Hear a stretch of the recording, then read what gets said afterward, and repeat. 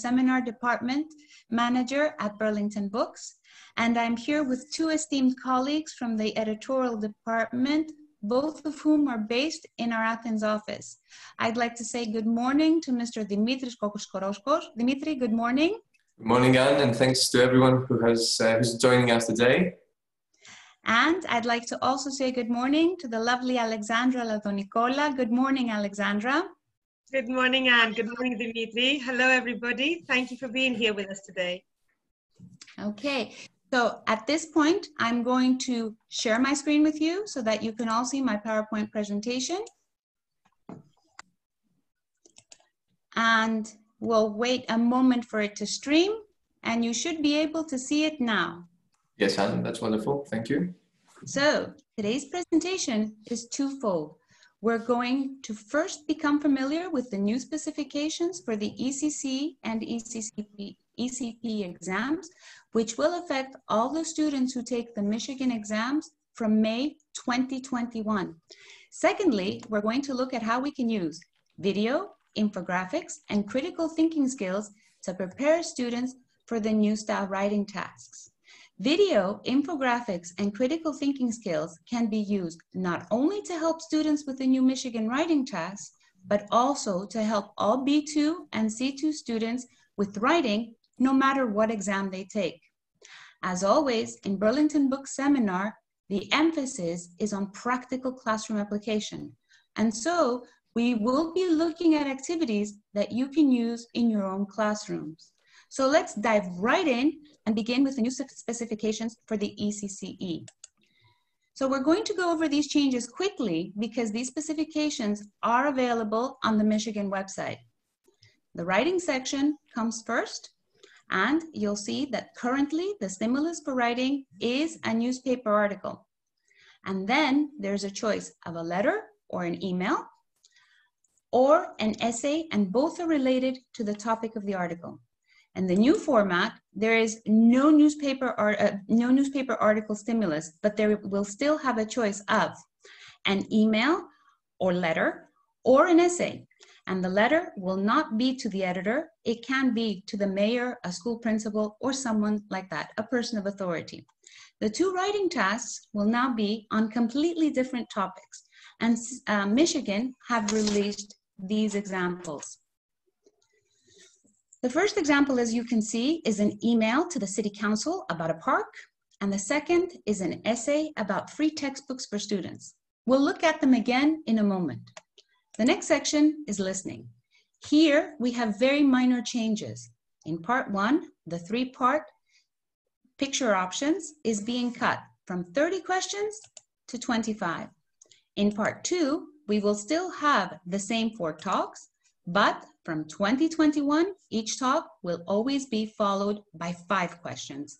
At the moment, everything is heard once, and in the new format, part 2 will be heard twice.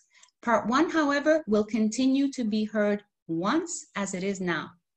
The next section is the GVR, Grammar, Vocabulary, and Reading. The name is changing to Reading, but it will still contain the same 4 sections. The sections will be shorter, so they will be, this section will now be shorter. It will be 75 minutes instead of 90, which is what it is in today's exam. The multiple choice grammar questions are being cut from 35 to 15. The multiple choice vocabulary questions are being cut from 35 to 14. The reading, part 1, which looks like this, still the same kind of text. And there will be 2 reading passages here, but for each passage, there will be 6 questions. Reading, part 2, is also the same kind of reading text. We still have 2 sets of 4 questions, but there will be 12 questions on each text rather than 10. So reading used to account for 30% of the marks here, but now in the new exam, it will account for 65% of the marks. Overall, you'll see that we have fewer grammar and vocabulary questions, but there has been a small increase to the number of reading questions. Now, the speaking section, which is the last section, isn't changing at all. So overall, you'll see, or you have seen, that it's a very minimal update. But as teachers, we need to consider the changes to the writing. And at this point, I'd like to take a closer look at that. We have 2 tasks, and I'd like to read them to you. The first one is the email. The local city council is planning to build a new park in your community. They want community members to suggest where the park should be built. Write an email to the city council in order to explain your opinion. Give reasons to support your ideas. Start your email, Dear City Council members. The second task is an essay, and it goes, textbooks required for class should be available to students for free through libraries or the internet. Write an essay on whether you agree or disagree with the statement above. Include specific reasons and details to support your opinion. Now, we can see that in both tasks, the students are asked to present their opinions and give reasons to support it. We can see that task types are the same. And for us as teachers, that's good news because we are very familiar with the conventions for letters and essays, and we have plenty of support in our course books to help prepare our students. The email and the essay are on different topics. This too will help us, as students can choose the topic that they have more ideas for. As teachers, we can continue to cover as many topics as possible and help expand our students' general knowledge to give them a greater chance of writing about something they have ideas for. Candidates are not giving ideas in the task. Now, in the current format, the newspaper article contains some ideas for the tasks. In the new format, they don't get an article, so they'll have to generate their own ideas. Now, how does that sound to us as teachers? Are our students good at coming up with their own ideas? Typically, B2 students can struggle with coming up with ideas. And this is perfectly understandable if you think about our students. They're young and they have a limited experience. And when we try to brainstorm in class, our students are not often very interested because for them, writing topics can be a bit dull and they're not sure what to say. They tend to come up with one idea and then they repeat that idea using different words. So what can we do to get our students with generating ideas and being able to write the writing successfully? Well, we can use something that students really love. We can use videos. Videos can make the kinds of topics that come up on writing exams interesting, accessible, and memorable. So a topic like tourism or the use of technology or the environment can suddenly be something that they're excited about. Feedback from teachers who are using our videos that appear in our course books like Mindset or Perspectives, is that watching these videos in class really helps their students because students actually use not only the ideas, but also the vocabulary from the videos, not only in their speaking, but also in their writing. So what I'd like to do with you now is to look at a writing topic and then a video that can give our students some ideas for it. So here's a possible ECCE topic. It says, all single-use plastics should be banned in order to solve the problem of plastic waste. Write an essay on whether you agree or disagree with the statement above. Include specific reasons and details to support your opinion. Now, this is the kind of topic that would usually make our students moan and groan in class. But how could we help them become more excited about this?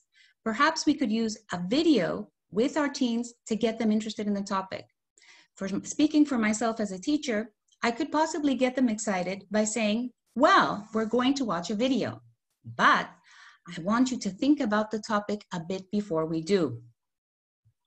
So in class, I would put some questions like the ones that you see here on the board. And then I would ask my students to write down some of their own ideas.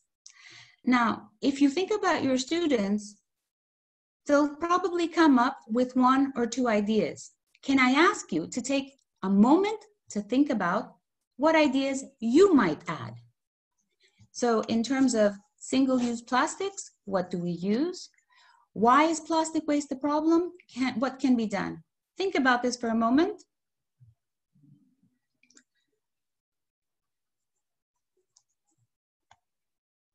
I think that in the space of the 5 to 6 seconds that I gave you, you probably came up with loads of ideas, but you're teachers after all. You have lots of ideas and you have a lot more life experience and general knowledge than a typical B2 level student. Our students probably won't come up with as many ideas as you did. They might have mentioned, or they might come up with ideas like supermarket bags in terms of single-use plastics. Problems with plastic waste might be that it kills sea animals. What could we possibly do? Perhaps we could ban plastic bags. And that's all right, because remember, they do have a limited knowledge of the world. So now, what would I tell my students to do? I'm going to tell them that they will watch a video in class. And then, as they're watching the video, they should see, does it mention any of their ideas? And before the watch, I would tell them that as they're watching, I also want them to add any new ideas or examples from the video to their notes. That's why you have the extra chart to the right on the screen. It's important for my students to pay attention, not only to what they hear, but also to what they see, because this is not just listening comprehension. I know that my students can gain a lot by looking carefully at the images shown in the video. Now, I'd like to watch this video together. I promise you, it's very interesting and quite exciting if you allow me to use the adjective exciting. This video is one of our documentary videos and it can be found in Mindset B1+.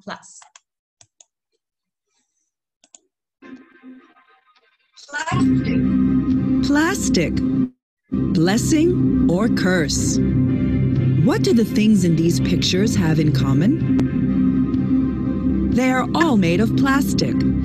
Plastic is part of our everyday lives. It is difficult to imagine our lives without plastic.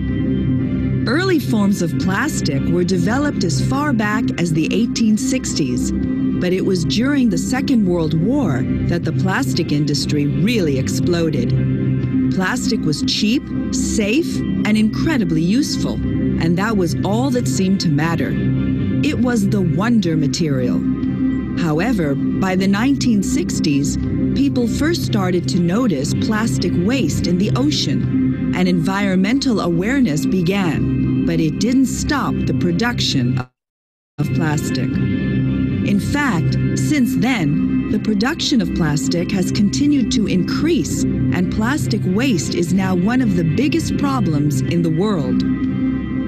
Our oceans are now starting to fill up with plastic and collecting in several huge garbage patches. The most well-known is the Great Pacific Garbage Patch, which is now 12 times the size of Greece.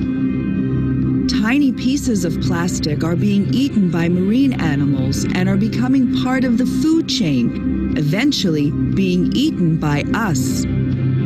Sea turtles, dolphins, and whales are eating so much plastic that they are dying. What can be done to solve these problems? Can we still use plastic but stop ending up with so much waste? Yes, we can. Many people are coming up with new ways to help solve the plastic problem. One company, called the Plastic Bank, has a great idea. Here's how it works. First, people collect waste plastic from the environment. Then they take the waste plastic they have collected to a recycling market where it is exchanged for money or services. Next, the waste plastic is recycled and transformed into plastic pellets, which can be reused. Finally, the pellets are sold back to manufacturers or used in 3D printing to create new products such as tools used for building houses. Good ideas like these, where plastic is recycled and reused, are crucial to the future of the environment. What else can we do in our everyday lives to reduce plastic waste? One way to start is by doing small things that everyone can manage, such as spending a few minutes picking up plastic whenever we go to the beach, or by recycling our own plastic waste. Another Another great way we can help is to buy fewer plastic products. Instead, we can use alternatives such as reusable shopping bags, reusable straws, and coffee cups that we can carry with us. Plastic bottles can be refilled instead of being thrown away. It's simple. If we don't buy a product, it won't be produced. As consumers, we do have a voice, and we can learn to make choices that are better for the planet. Just think of the difference these simple changes would make. Together, we can help save our world. Remember, we can stop this and go back to this. So I think that you found the video to be interesting. I myself learned many things the first time I watched it. I'm going to complete the chart for you, but in a classroom, I would get my students to do this in pairs because I would want them to pool their ideas and get even more speaking practice. So here are some examples that we heard and saw on the video. Single-use plastic, coffee cups, or plastic bottles are alternative ideas. The answer to why is plastic waste a problem? Because it collects in the ocean, garbage patches, etc. What can be done? They can recycle and reuse plastic, buy fewer plastic products. So this is just an example of how video can be used at the brainstorming stage. From just a 4-minute video, our students now have a lot of useful content for their essays. The essay question asks them for their opinion and to support it with specific reasons and details. And now they have the ideas and the examples to do this. Using a video like this helps our students by adding ideas to what they already know. This makes new information and vocabulary more memorable. The visual element of the video will also aid their memory. It's important that we write the ideas and examples from the video on the board after watching because we want our students to retain the language and the ideas. If they're not on the board, our students won't use them. If we get them to write these notes down every time they watch a video or brainstorm an essay, our students will end up building up a collection of ideas and language on a variety of topics, which they can also revise just before sitting an exam. Now, our students will also need to organize and plan their essays, but I won't go into that this morning because there's plenty of guidance in our course books. We've looked at the new ECCE specifications as well as some ideas for how to prepare our students for the writing task. At this point, I'd like to move on to the proficiency. For the ECPE, we'll be looking at the specifications again, but we'll be going through them quite quickly because again, you can find all this information on the Michigan website. As in the ECCE, the writing part of the exam comes first. Here, we have quite a big change. Students will now get 45 minutes for the writing. Currently, they have 30 minutes. In the current format, they have a choice of 2 different essay topics. In the 2021 format, students are given 3 sources of information in the form of a graph, a statistic, or a quote. And they'll have a choice of 2 tasks. For the first task, either an article or a proposal, and for the second task, an essay. They have to use information from at least one of these sources of information in their answer. We'll come back to look at this new writing task in a moment. The next section is listening. Now, in the listening, there are a few changes only. In part 1, the short conversation will be slightly longer and there'll be 4 answer options to choose from. And there will be 20 questions in the new format. For part 2, they currently hear a question and they have to choose the most appropriate response. In the new format in 2021, there will be 3 short talks by a single speaker. And this is the same format as the one we just saw in the ECCE part 2. Now part 3 is the radio talks. From 2021, there will be 2 talks like this, not 3. Each of them will have 6 questions, but the important change is that our students will hear this recording twice. But only part 3 will be heard twice. Parts 1 and 2 will be heard once. Now, the third section of the exam is currently called the GCVR, the Grammar, Close, Vocabulary, and Reading section. From 2021, this will be called Reading, but it will still contain the same 4 sections. It will be shorter though. It will be 55 minutes. Currently, it is 75. The grammar section will be much shorter. Instead of 40 questions, there will be 16. The close stays exactly the same. 2 short passages with 10 questions each. The vocabulary section will be much shorter. Instead of 40 questions, there will be 16. And reading is currently 4 passages, but in 2021, there will be 3 passages with 6 questions each. So this paper basically is the same, just shorter. As for the last section, the speaking, there will be absolutely no change. So I think you'll agree with me that the major change is to the writing. I'd like to take a closer look at the writing with you. Now, Michigan Assessment have released 2 samples. The first one has an article and an essay. It's about online shopping and delivery. And this is the one that we'll be looking at in more detail in a moment. The second sample they released is this one. Here, there is a choice of a proposal or an essay. They're both about working conditions for companies' employees, and you can see the sources of information are a bar chart, a graph, and a quote. The topics in sample 2 look quite difficult for our proficiency students because if you think about them, for the most part, they're school students, and we have some, but not very many university students. As a publishing house, we were worried about this, so we asked Michigan, and they said that topics like this will be quite rare. Most of the writing tasks will be on topics that are familiar to younger students. So let's now go back to sample 1. Here we can see a graph, a statistic, and a quote.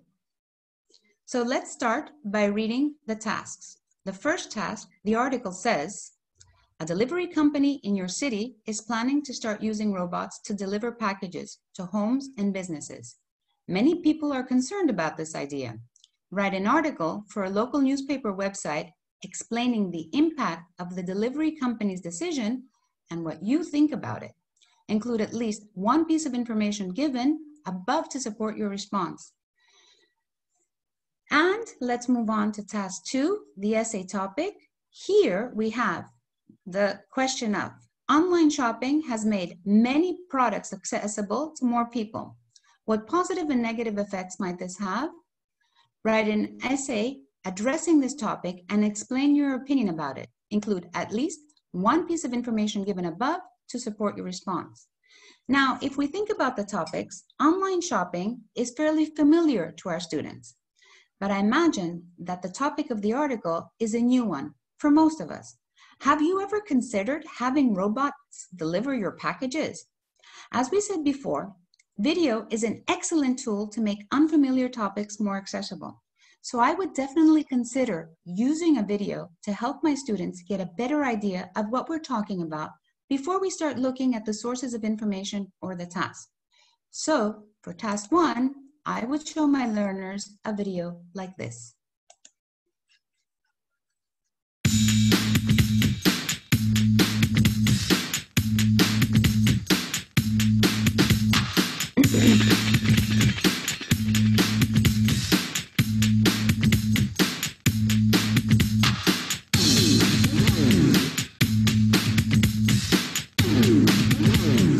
When I order something online, I want it to arrive in half an hour, or I want it to arrive in an hour, and I don't want it to cost anything.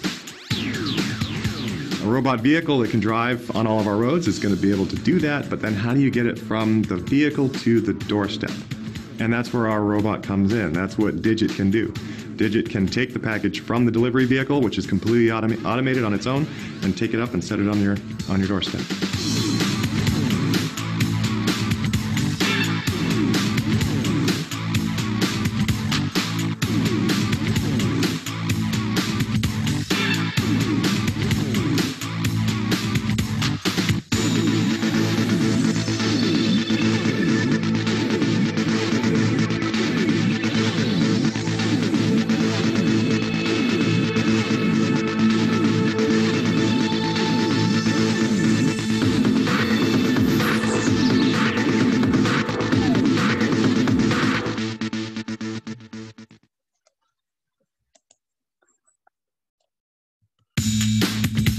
It's amazing what the world can do nowadays, isn't it? Amazing things are happening. So now that we've watched this video, we now have a better idea of the topic. I'd like to take a moment to look at the sources of information that our students are given. Now, those of you who teach IELTS may notice that it looks like the kind of graphs and diagrams that they have to describe on the IELTS exam. However, it's not the same kind of task at all. The candidates here are not required to describe these sources of information in detail, because the aim of the sources of information is to help students generate ideas. Michigan say that they are aware that the majority of the test-taking population is under 16 years old, and these sources are being given to help them come up with ideas. Candidates only have to use one piece of information from these sources, but they can use more if they like.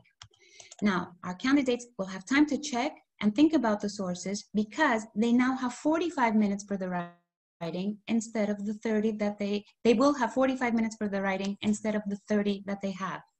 So what would I advise my students to do? Make full use of this time and not write anything for 10 minutes and instead to brainstorm and think. Let's see how these sources of information can actually help our students get ideas. What I can do when I give my students the topic is to give them a checklist. The checklist could be very simple and can ask them to look for the source of each piece of information. In other words, who said it, where is it from, and they should also look for the main idea of each, and they should think about the relevance to the task of each one of these pieces of information. So let's begin by looking for the source and the main idea. Now, the first piece of information that we have here is a graph. Can you all see it? What is the source of information? Where does it come from? I'll give you a moment to look at this and think about it. A quick glance will tell you that it's from a 2019 study, and it would be a good idea if we were doing this in class to highlight this for our learners, much like I did now. The next thing we need to do is work out the main idea. Let's check out the title first. That will usually give us the main idea. So the title here is Global E-commerce Sales Next 3 Years. How could we say that in other words? Can we say something like online shopping or internet shopping? We could. Now, does this graph refer to the past, the present, or the future? If you look at it again, it says next 3 years. So we can see that we're referring to the future. Now, what change is being predicted for the future? Well, it says that the numbers are going up from 3 billion to 5 billion. And we need to express the main ideas in our own words at this point. So what could we possibly write? Perhaps we could write something like, online sales are expected to increase significantly in the next 3 years. So what did we do? We went through the checklist. We looked at the source, we looked at the main idea, and we looked at the relevance to the task. Now, we'll come back and look at the but we didn't look at the relevance to the task, my apologies, because we will come back and look at the relevance to the task in a moment. Now, the second piece of information here is a statistic. Let's think about the source again. It's a recent newspaper report. We should highlight this for our learners. What is the main idea? Well, we need to help our students express this in a full sentence. So we can say something like, many jobs are being eliminated due to technology. And I can get this from this part. We should encourage our students to paraphrase this because obviously we don't want them to live this exactly the way it is given. So we could encourage our students to say something like, jobs are being lost because of technology. Or our students could add something like, people are being made redundant because of technological advances. Now, the last piece of information we're given is a quote. What is the source? Whose words are given here? Well, the source is an online business owner. Again, I highlighted this for my learners. And different kinds of people might be quoted to be given different points of view. Now, what is the business owner's main point? He says, how can we express, what is the main, my apologies. What is the business owner's main point? He says, we've received many complaints from customers because we don't offer same-day delivery. So how can we express what he says in a more impersonal way? Perhaps we can say something like, consumers want their goods delivered quickly. So our next step, after we've talked about the source and the main ideas, is to see how these three sources of information are relevant to the task. So before we can do anything else, we need to analyze the task. Let's look at the article first. A delivery company in your city is planning to start using robots to deliver packages to homes and businesses. Many people are concerned about this idea. Write an article for a local news website explaining the impact of the company's decision and what you think about it. Include at least one piece of information given above to support your response. So what did I do? I highlighted the key points of the question. Now, in their article, students have to explain the impact of robot delivery. Let's see if we can find the relevant information in each of these sources that they were given. What would I do in a classroom situation if I were dealing with this? In class, I would start eliciting. So I would elicit things like, the source is a 2019 study, and the main idea is that online sales are expected to increase significantly in the next few years. And the relevance to the topic is that it's good for companies if sales increase.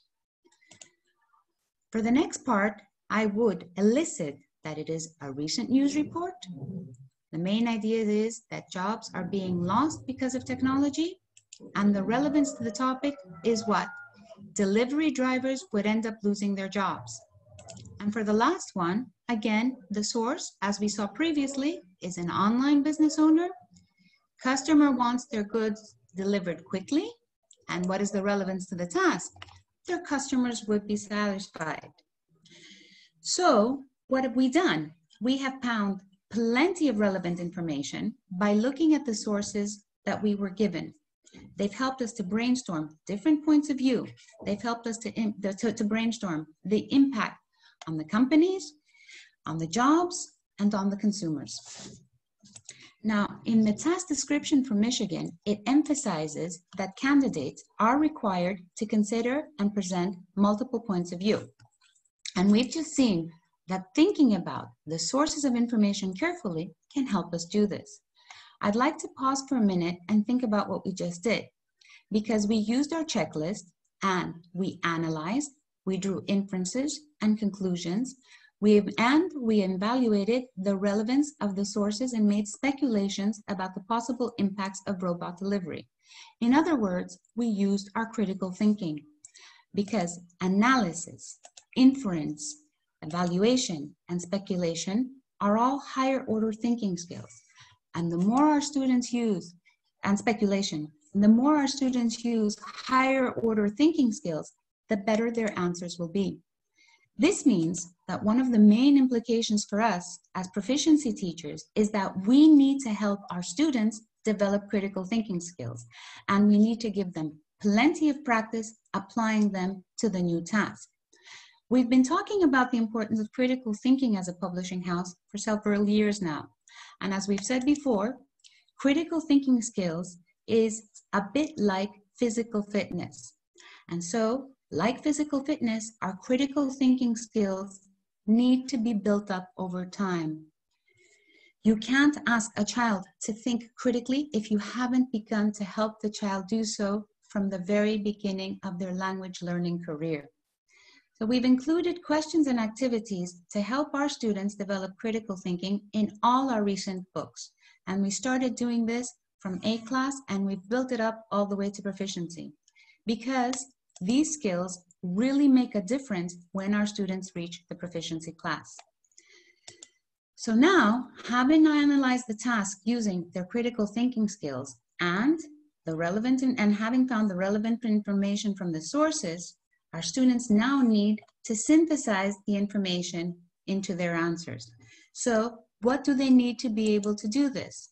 Well, our students need to paraphrase, quote, or explain the sources and use them to support their ideas. They shouldn't be encouraged to just copy things word for word.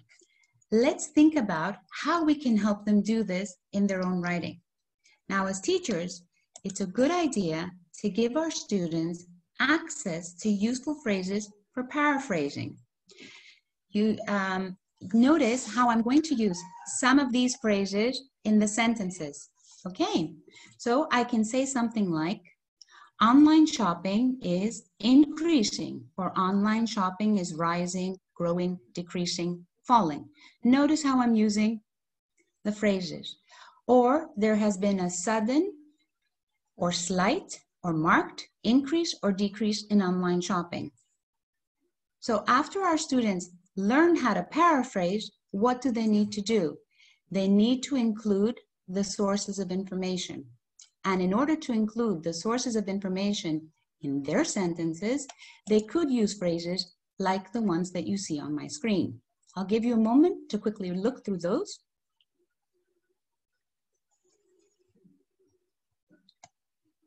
Now that you've had a moment to quickly look through those, remember what we saw in the second source of information. Perhaps a sentence like, this could be generated by our learners. A recent news report stated or claimed that, or according to a recent study or a news report. You notice how I'm using the expressions to refer to the source. So this source of information could be expressed in a complete sentence by our students, and the sentence could look something like this. A recent news report claimed that 6,500 jobs are being lost annually in London as a result of technology. Now, this sentence could be used to actually support the main idea. And it becomes something like this. The use of robots will have a serious effect on workers in the postal and delivery sector. A recent news report claimed that 6,500 jobs are being lost annually in London as a result of technology. This worrying trend would continue if robots replace delivery drivers and couriers. And it is important for our students to use the sources of information in this way. To do what? To support the main ideas. Let's have a look back at the quote. Okay, if you take a look at the quote in the third one, it could be included in the article like so. As one business owner said, companies often receive complaints from customers who want their goods delivered more quickly. And this can also be used to support a general statement that would end up reading like this. Customers who order online expect a fast delivery service.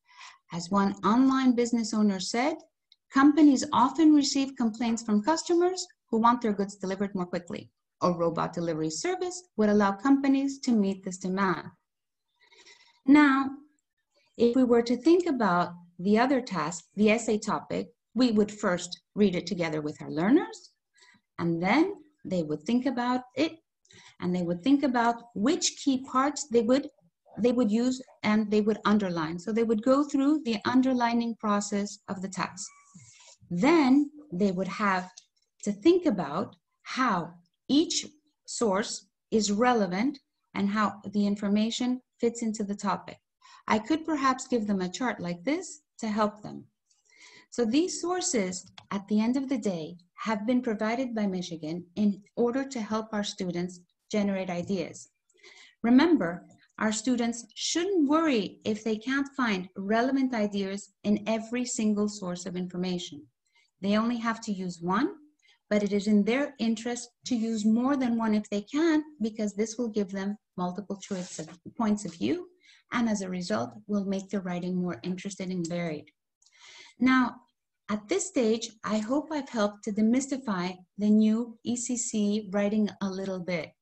It is a new kind of task, and it's quite understandable if we feel a bit unsure of how to tackle it. And apart from using videos and critical thinking in the ways we've seen so far, another way we can help our students deal with graphs and statistics is by using something called infographics. So you ask, what is an infographic? An infographic combines text, statistics, and illustration. And it presents information in an appealing way that is easier to understand than text alone. According to the infographic that we have, infographics make information more memorable because imagery improves memory, and infographics appeal to us because 65% of the population are visual learners, and infographics are also easy to understand because the brain processes visual images 60,000 times faster than text. Now, infographics can be very useful in the classroom, especially if we're thinking about our proficiency students, because we can use infographics to get our students to analyze and evaluate diagrams and graphs. And infographics give our students an opportunity to practice their critical thinking skills. We can also use them to train our students to think about the relevance of information and show students how we can express statistics and trends in words. Infographics can introduce a topic and provide ideas for discussion. They actually make a great lead-in for a unit or a reading text, but they're also great for speaking practice, not just at the proficiency level, because at B2, they can be used as well, because they can make information quite easy to understand. I'm going to give you a quick example. Can you take a moment to look at the infographic that you see on your screen? Just as I'm showing it to you today, I can show it to a group of learners. If we were talking about the topic of cyberbullying, I'm going to give everyone a moment to look at this infographic.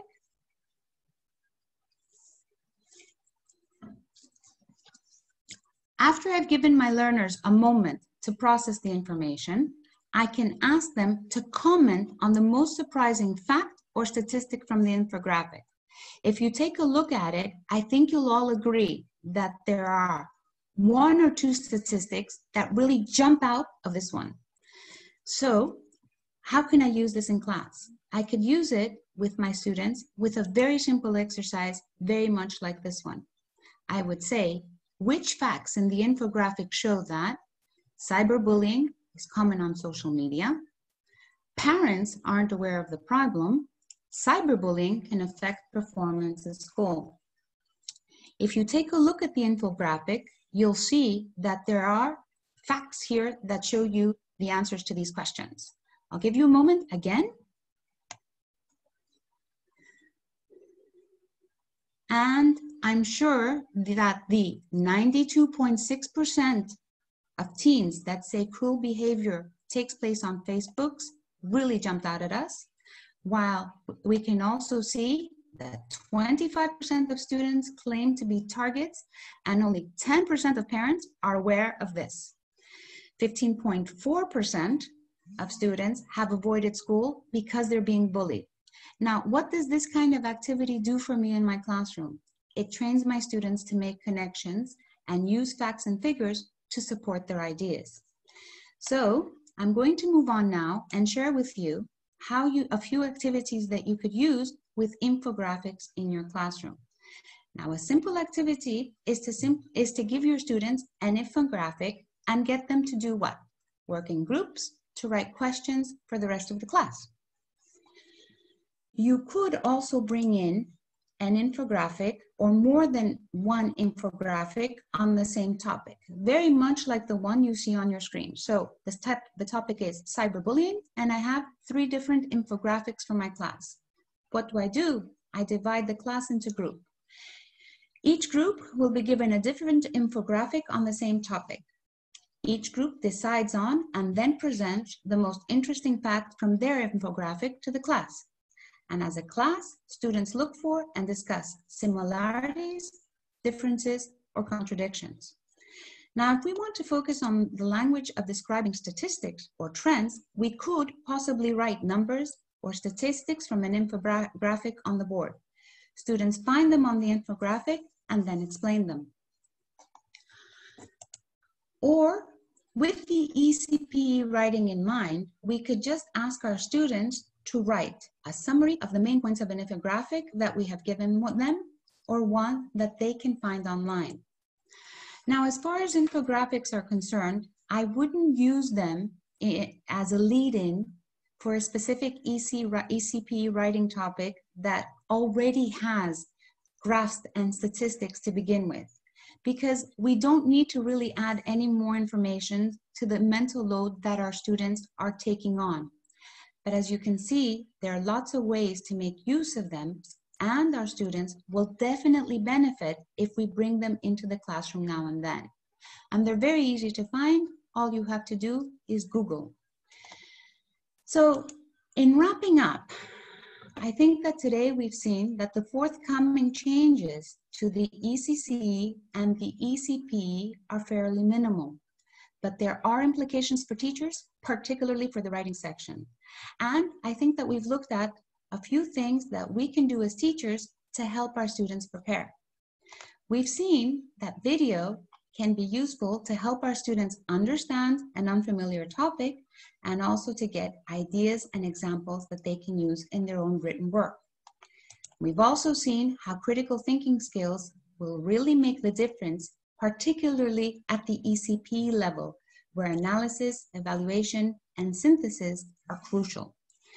We've seen that our ECPE students need to get used to deciphering and explaining information presented in graphs and charts, and they need to be able to consider multiple points of view.